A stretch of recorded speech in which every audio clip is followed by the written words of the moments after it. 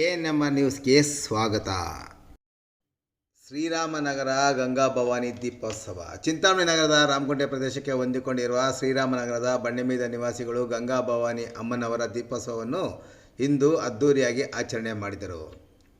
ದೀಪೋತ್ಸವದ ಪ್ರಯುಕ್ತ ಅಮ್ಮನವರಿಗೆ ವಿಶೇಷ ಹೂವಿನ ಅಲಂಕಾರವನ್ನು ಏರ್ಪಡಿಸಲಾಗಿತ್ತು.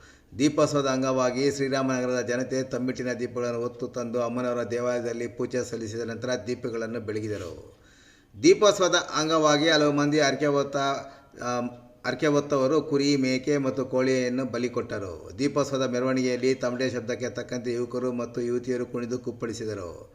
ಇನ್ನು ಬಡಾವಣೆಯ ಮುಖಂಡರಾದ ಯಾಮಣ್ಣ, ಆನಂದ್, MS ಮಂಜು, ಶಂಕರ್, ರಾಮಣ್ಣ, VKS ಮಂಜು, LT ನರಸಿಂಹ, ವೆಂಕಟರಮಣಪ್ಪ ಸೇರಿದಂತೆ ಹಲವಾರು ಮುಖಂಡರು ಕಾರ್ಯಕ್ರಮ ಉಸ್ತುವಾರಿ ವಹಿಸಿದ್ದು, ಶ್ರೀರಾಮನಗರದ ಹಲವಾರು ಮುಖಂಡರು ಕಾರ್ಯಕ್ರಮದಲ್ಲಿ ಭಾಗವಹಿಸಿದ್ದರು.